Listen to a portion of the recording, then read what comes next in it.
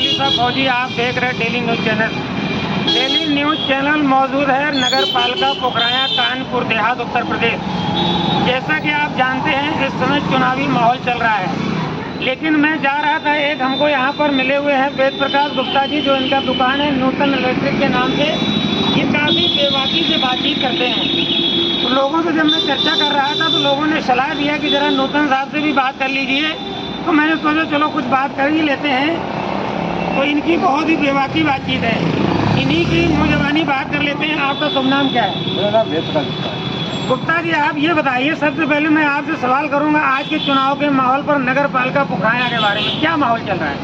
माहौल तो देखो, सभी लोग भी अपने आपस में लड़े हुए हैं और जिसको जो कहाँ समर्थन देना वो देगा, इसकी कोई बात नहीं। पर हम विकास की बात करना चाहते हैं। अच्छा, क्या विकास की बात करना चाहते हैं? बीजेपी तो ताल ठोक के कह रही है कि हम विकास कर रहे हैं, स्वच्छ भारत अभियान चला रहे हैं, तो आप विकास की बात पर क्या करेंगे अभी?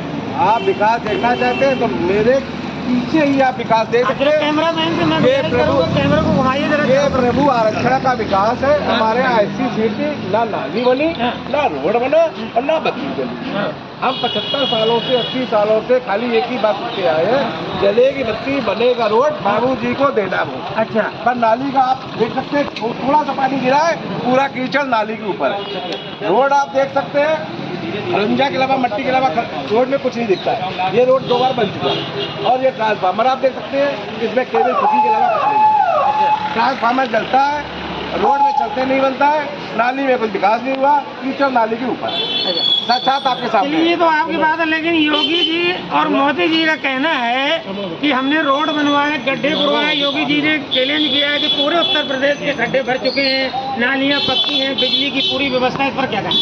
प्रभु आप देख सकते हैं। नहीं, वो तो मैं देख रहा हूँ, हमने वीडियो बना लिया। आप कहाँ बने नाली?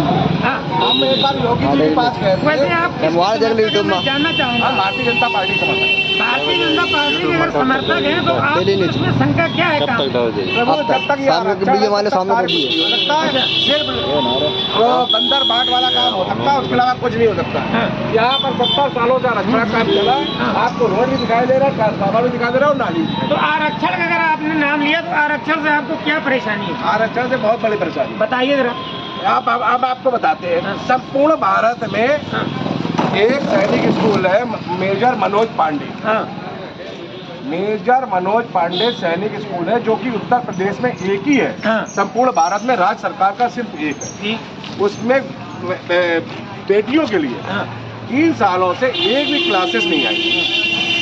बीजेपी सरकार का पहला कदम क्या था? बेटी पढ़ाओ बेटी बचाओ। जब उसमें सीट्स नहीं आएंगी, बालकों के लिए सीट आ रही है, बेटियों के लिए सीट नहीं आ रही है, तो राज्य सरकार क्या कर पा रही? बेटी कैसे पढ़ेगी? जब स्कूल में नरेंद्र मोदी का नारा है बेटी पढ़ाओ बेटी बचाओ, तो स्कूल में वैकेंसी आप देंगे नहीं तो बेटी पढ़ेगी कहाँ? बेटी 3 साल से तैयारी करती है। जब वो 7 साल की होती है तब वो सैनिक स्कूल की तैयारी करती है। 3 सालों से आपने सीट नहीं खोली है तो बेटी पढ़ेगी कहाँ? जब स्कूल में वैकेंसी नहीं है बेटियों के लिए तो पढ़ेगी कहाँ? और मतलब आप सरकार के ऊपर लगा रहे हो? हाँ, राज्य सरकार के ऊपर लगा रहा हूँ। आरोप लगा रहे हैं ना? आरोप लगा रहा हूँ राज्य सरकार के ऊपर। बेटी पढ़ाओ बेटी बचाओ आप लेके चल रहे हो और बेटियों के लिए वैकेंसी। तो आप अपने सरकार के समर्थक होने के नाते भी आप आरोप लगा रहे हो? प्रभु क्या करें, दूसरी सरकारों ने बीजेपी के बंदे और बीजेपी पर ही आरोप लगा रहे हो? प्रभु कुछ पाने के लिए कुछ होना पड़ता है, तो हम तो आरोप करके ये कह रहे हैं आने वाले समय में सरकार बेटियों के लिए कम से कम क्लासेस खोले जहाँ बच्चे अच्छा प्रशिक्षण पा सकें। 2 केंद्र सरकार के 33 सैनिक स्कूल हैं, राष्ट्रीय मिलिट्री स्कूल 5 है। इनमें बेटियों की 10-10 वैकेंसी आ रही है। RMS में 5 वैकेंसी आती है, RIMC में 5 वैकेंसी आती है, सैनिक स्कूल में 10 वैकेंसी आती है। पर राज्य सरकार के स्कूल में मेजर मनोज पांडे स्कूल में क्यों नहीं आ पा रहे? क्या आप उसमें सक्षम नहीं बेटी पढ़ाने के लिए? खाली झूठी नारा आपका कि बेटी पढ़ाओ बेटी बचाओ।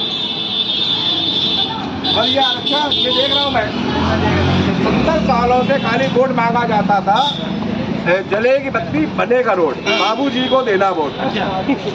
हम लोगों ने बाबूजी का खूब वोट दिया। कौन बाबूजी? मतलब आपका नाम लिया तो बाबूजी? अरे बाबूजी जो भी चेयरमैन में बनता है, जो भी चेयरमैन में आता था, कोई स्पेशली बाबूजी? कोई बाबूजी नहीं। हराने सिंह भिगाने सिंह। और आरक्षण के आधार पर ये डाली है 75 साल बाद, और ये ट्रांसफार्मर आपको दिखा दिया, वो सड़क दिखा दी।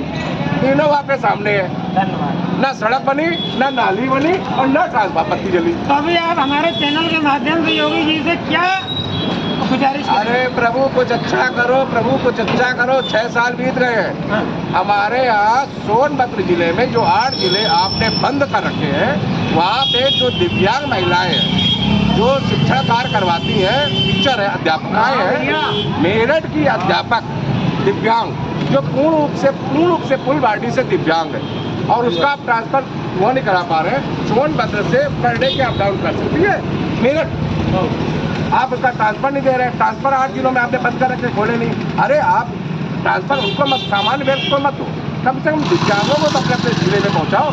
आप वो भी नहीं कर पा रहे हो। लेकिन मैं ऐसी उम्मीद नहीं कर रहा था कि आप बीजेपी के नुमाइंदे होते हुए भी योगी सरकार की इतनी आप धज्जियां उड़ाएंगे। मैंने धज्जियां तो एक भी नहीं उड़ाई। हाँ, हमने सच्चाई को सामने लाया। मैं किसी के गलत नहीं बोलता हूँ। हाँ, प्रभु ऐसा कुछ काम करो जिससे कि पब्लिक आपसे खुश हो। आपकी नाली ऐसे बनेगी, सड़क ऐसे बनेगी, ट्रांसफार्मर ऐसे फुटे हुए मिलेंगे और जो बेचारे दिव्यांग हैं उनके बारे में कुछ नहीं है। अभी ये मैं गया था माती, तो मैंने अपने विकलांग वाली साइकिल की बात की थी तो 10,000 की डिमांड पड़ी। अरे तो ये भैया क्या है, मतलब 10,000 आपसे कमीशन मांगा? और क्या? तभी तो भैया मेरे पास साइकिल भी ना है, मैं तो विकलांग बैठा हूँ वो सड़क के किनारे। आपने उसकी रिपोर्ट कहाँ दी कि 10,000 में से कमीशन अरे मांगा? भैया मेरे पास लिखित नहीं है ना, लिखित होता आपने तो- किसको सूचना दी कि पुलिस में दी या किसी बड़े अधिकारी को अरे दिया प्रभु आपने? लिखित हो तब माने ना, बाकी कोई नहीं सुनता। आपने लिखे दिया पुलिस वाले? अरे प्रभु तो मेरे पास भी नहीं, कमीशन में वो तो बंदा सामने वाला कह देगा ये कागज कम थे, झूठ बोल रहे हैं, मैं क्या कर दूंगा। मैंने भैया वो क्या नाम होता है, वो क्या होता है, आय प्रमाण पत्र बनवाया, निवास बनवाया, विकलांग सर्टिफिकेट बनाया, डिसेबिलिटी कार्ड लगाया, आधार दिया, उसके बाद उसने कह दिया 10,000 हो तो बात करो। अरे फिर मैं क्या करूँ बताओ। मैं भैया भाजपा सरकार है, कोई बात नहीं है, हम तो लंगड़े लूले आदमी ऐसे चलते रहे, कोई दिक्कत नहीं है। डेली न्यूज चैनल से बात करने के लिए आपका बहुत बहुत और शुक्रिया कुछ पूछना चाहते हैं श्रीमान महोदय? और धन्यवाद। डेली न्यूज चैनल पोखराया से कैमरामैन शिवा के साथ मैं रशीद अली साहब फौजी। जय हिंद।